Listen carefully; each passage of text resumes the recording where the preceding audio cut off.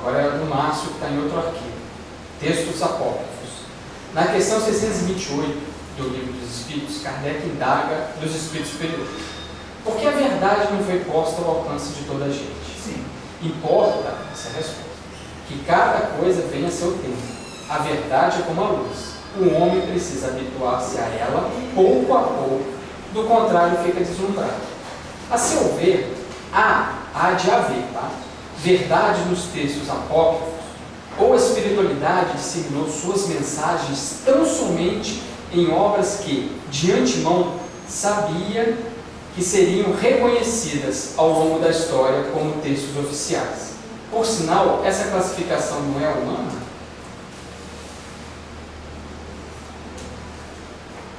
O que você quer saber com isso? Eu não entendi a pergunta. Foi muito grande. Perguntas muito grandes, a gente se perde na... Não, eu quis saber o seguinte, porque há textos apócrifos, textos que não são tidos como oficiais. Não são tidos como oficiais com base em quê? Por exemplo, Na ótica daqueles que montaram o Novo Testamento. Por isso é que quando Kardec vai montar o livro Evangelho segundo o Espiritismo, ele se atém àquelas parábolas de efeito moral.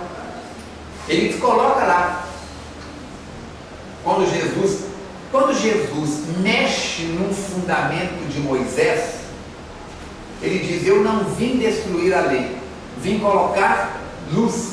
Ele mexe num conceito de mosaico, mas ele amplia aquilo, ele oferece algo melhor.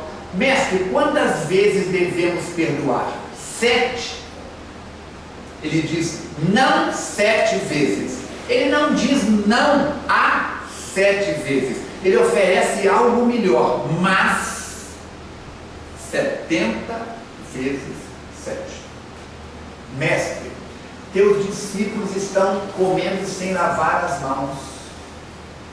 Ele diz: em verdade, eu vos digo que não é o que entra pela boca do homem, porque se comer sem lavar as mãos, era um conceito de higiene, gente.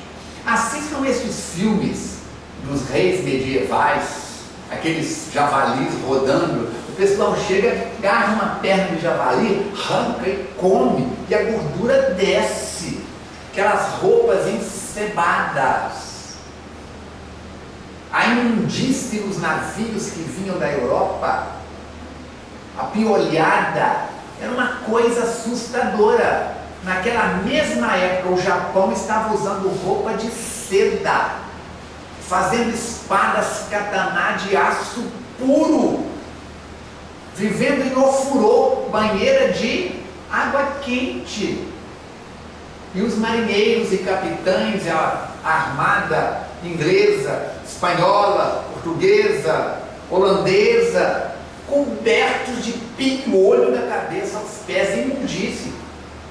Quando você vê as histórias de Robin Hood, aquele que põe a maçã na cabeça do filho para acertar com a flecha, Guilherme Tell, a gente lembra como é que é os castelos, palhas, os animais soltos dentro de casa, perda de higiene total. É isso? Aí o que acontece? Quando nós vemos esse evangelho aqui apócrifo, segundo a opinião de um papa, segundo a opinião de um cardeal, segundo a opinião, o que é apócrifo? Porque nós temos que ter a palavra apócrifo, pode ser aquilo que não combina com o todo, ou aquilo que não interessa ao todo. A Virgínia frequenta a FEAP. A gente tolera a presença da Virgínia, mas ela é uma pessoa apócrifa. Não confia no que a Virgínia fala. Manda ela embora, fala: não, caridade a gente tolera aí. Ou então a gente pega, faz uma comissão e diz: Virgínia, a partir de hoje você não é mais bem-vinda na FEAP. Vai abaixar noutra freguesia. Eles já tinham a lei na mão, fora da igreja não há salvação. Então esse apócrifo aí é muito relativo. Eu acho a Ivete bonita. Com base em quê? Eu acho a Ivete feia. Com base em quê? Por isso que no direito, o promotor não pode simplesmente acusar o réu. Ele tem que fundamentar no artigo tal, na lei tal, no parágrafo tal, no inciso tal. O advogado não pode só chegar e dizer: não, ela é do bem, conheço a família toda, nós somos amigos há 4 gerações. Ele tem que se fundamentar na lei. Qual a lei que foi usada para dizer que aquilo era apócrifo ou não? Não interessava. Por que tiraram o livro de Tomé? Por que tiraram o livro de Tobias? Porque não era interessante. Então passou a ser evangelho apócrifo. Só uma pergunta com relação a isso, não sei se quer ver, se completa a sua pergunta, não. Fala mais alto. Na doutrina espírita, nós damos os evangelhos, os 4 evangelhos. Então, seria, por exemplo, não seria eficaz, por exemplo, nesse estudo que nós estamos fazendo do Novo Testamento, ver alguma coisa dos evangelhos apócrifos? Primeiro, aprofunda nisso. Depois, se tiver tempo, oportunidade, interesse e cultura, vai nos outros.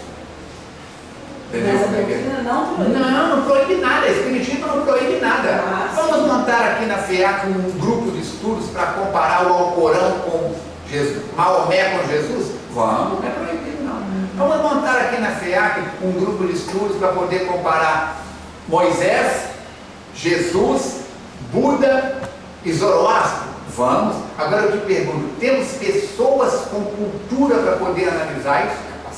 Senão nós vamos olhar Zoroastro pela nossa lente. Entendeu?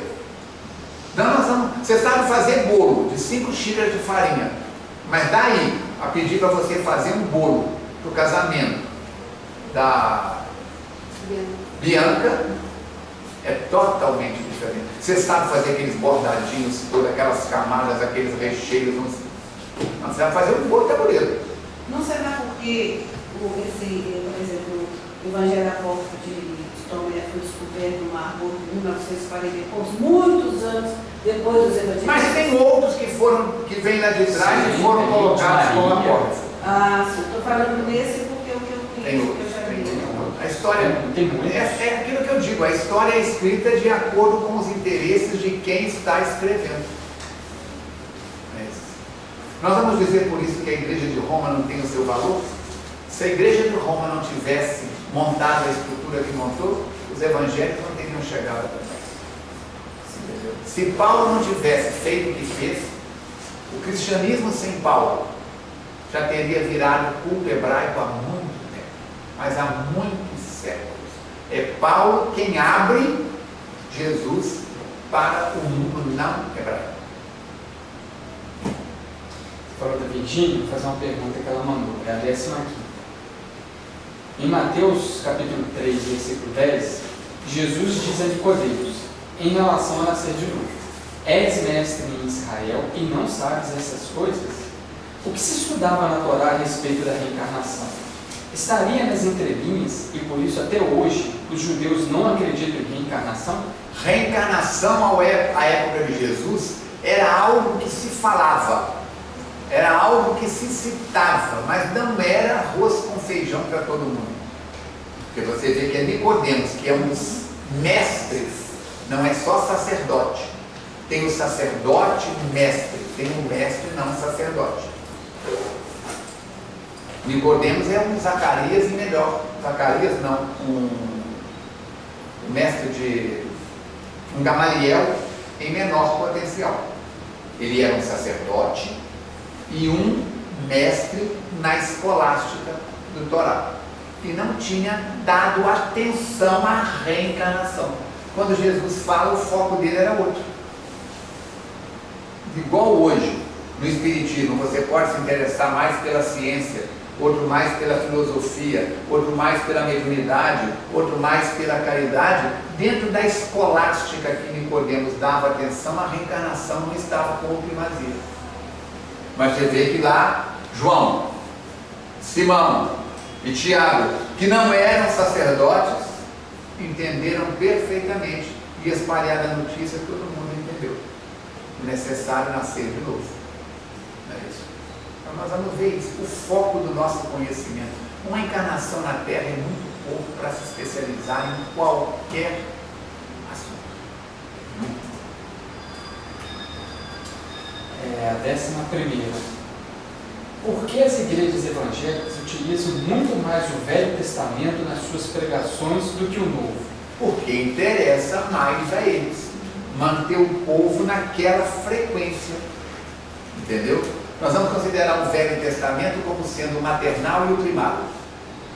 Ou melhor, o maternal e o fundamental. E o Novo Testamento, segundo grau e universitário. Quanto mais você manter o povo na ignorância, ou interpretando somente aqueles assuntos e linhas que são do interesse, que defendem os seus pontos de vista de interesse, mais domínio você vai ter sobre a massa. Vamos em João capítulo 8, versículo 32. Conhecereis a verdade e a verdade vos libertará. De quê? De quem? De tu mesmo. Não há mais necessidade de intermediário entre nós e Deus. É isso. Dona Anitta, não, Mateus ontem disse. Se o Espiritismo é o Consolador, por que nós não estamos consolados? Se o Espiritismo matou a morte, por que quando morre alguém da família a gente se desespera? Então, mesmo o Espiritismo, nós estamos só na superfície, nós não estamos fazendo uma imersão. Por quê? Se a gente fizer a imersão, se já paramos de fumar, de beber, de jogar, de nos prostituir, uma série de coisas, quanto mais nós emergirmos, mais coisas teremos que abandonar. E a gente ainda gosta de umas coisas só Deus sabe. É isso. Quanto mais, em que o Dr. Henrique Beruna diz para André Luiz, no primeira noite em nosso lar, a responsabilidade do homem é do tamanho do seu conhecimento. Mas diz a lei do Brasil, tem algum advogado aqui? O desconhecimento da lei não exonera o réu da culpa. Ah, não podia matar, não sabia. Então, se você não sabia, você matou. Você não sabia, você matou porque você não sabia. Eu vou fazer a última pergunta. Sobrou algumas, mas eu acredito que a gente volta. Foram poucas e também foram respondidas ao longo das outras. As perguntas no final, elas já... Eu vou fazer uma que foi mandada fora do contexto do Velho Testamento. Qual que é aqui? É a 14ª. Pergunta fora do contexto do pinga-fogo. Mas se houver tempo, aí faz a pergunta. O que você pode revelar sobre a gravidez de Maria de Nazaré? Houve contato sexual ou inseminação espiritual? Estaria em acordo com as leis de Deus? O que eu posso dizer é que ela durou 9 meses. E é resultado da união de um espermatozoide com um óvulo. Se Jesus diz, eu não vim destruir a lei, e ele foi gerado por um abacadabra, alakazam, axé, ou seja lá o que for, destruiu a lei. Se nós sabemos que Jesus não ressuscitou Lázaro, não ressuscitou a filha da viúva de Naim, não se ressuscitou a filha de Jairo, que todos três estavam em estado de catalepsia, aquilo não foi um milagre no sentido popular da palavra. Santo Agostinho vai dizer em Confissões, não existem milagres, existem leis desconhecidas. É a ignorância nossa. É a ignorância nossa. No livro do Gênesis de Kardec, nós vamos ver isso, a explicação dos milagres e previsões. Muito bem. Então, o que eu posso dizer, a gestação de Jesus, se ele foi 100% honesto, e eu acredito que ele foi 101% honesto, foi gerada a partir da união de um espermatozoide com um óvulo. Segundo a tradição da época, de quem seria o espermatozoide? De Nero? Não estava no poder. De quem? Segundo a tradição de um ET, um extraterrestre, são tudo suposições. Cremos na constituição da família e que, da mesma forma que ela foi preparada física, emocionalmente, intelectualmente, espiritualmente, para ser mãe, ser uma matriz geratriz do Cristo, não é isso? O espermatozoide também recebeu ajuda e recurso para isso. Eu tenho um paciente que ele estava com o espermograma baixo. e a esposa dele estava com dificuldade de movimentação do óvulo. Fizemos o trabalho de paralelo junto com o médico responsável pela inseminação artificial. Foi colhido o espermatozoide do homem, nós acompanhamos o processo passo a passo, foi levado para o laboratório na instituição adequada, recebeu uma injeção de glicose com nutrientes, ficou mais esperto. A mulher foi acompanhada no ultrassom 2 vezes por dia. Na hora que o óvulo eclodiu, pegou-se, colocou na cânula, foi lá e levou na porta das trompas. E o médico disse, e nós dissemos para a paciente, o normal é acontecer a fecundação a partir da segunda, terceira tentativa. Pois o casal foi tão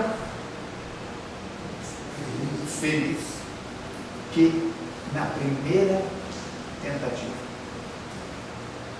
aconteceu. E o resultado é uma menina chamada Alice Carvalho Falcone. Ela disse que não é neném, mas agora ela é mocinha. Entendeu? Então nós vamos ver essas situações. Recursos da tecnologia facilitando uma reencarnação que estava encontrando obstáculos. Tecnologia. A época de Maria, havia esses recursos? Essas possibilidades? Não. Então queremos crer que foi utilizado os recursos adequados. É aquela velha história. Maria era virgem? Não era? Teve outros filhos? Não teve? Gente, um evangelista disse que Jesus subia a montanha, parou e fez o sermão da montanha. Outro evangelista disse que Jesus descia a montanha, parou e fez o sermão da montanha. Os inimigos do cristianismo, ou aqueles que querem complicar, dizem, aí, tá vendo? Nem quem estava junto com ele sabe, porque um fala que estava descendo, o outro fala que estava subindo. Não chega à conclusão. No Espiritismo nós dizemos o seguinte, não importa se Jesus subia ou se descia. O que importa é que ele parou, abriu a boca e o sermão da montanha aconteceu. Peço desculpas pela minha pequenez. Alguns momentos eu disse que é a minha opinião, porque ainda não encontrei fundamentos em obras que mereçam atenção. Aí eu tenho que dar a minha opinião. Agora, se estivesse escrito na doutrina espírita, eu diria, procura no livro tal, ou no livro qual, ou no autor tal que fala sobre isso. Não é isso? Aí a gente pode dar a opinião da gente. Mas fora disso, é estudar mais Kardec para nos entendermos mais e entendermos Jesus. Velho Testamento precisa e deve ser estudado como deve ser estudada a história do Brasil, para sabermos as nossas origens, como devemos estudar a história universal, para saber quem foi Gengis Khan, para saber quem foi Plínio, para saber quem foi Herodes, para saber quem foi Confúcio, para saber quem foi Lincoln, para saber quem foi Dom Pedro I, para ter uma cultura geral. A não ser que você seja professor de história, nunca mais vai consultar isso. Ou vai consultar a história de determinado povo, se for do seu interesse. Eu me identifico mais com a história do povo X, da era Y. Eu gosto mais do Renascimento, eu gosto mais do Iluminismo, eu gosto mais São preferências. Agora, não há necessidade de dedicar ao Velho Testamento um estudo mais aprofundado, a não ser que isso seja a vontade de determinado grupo.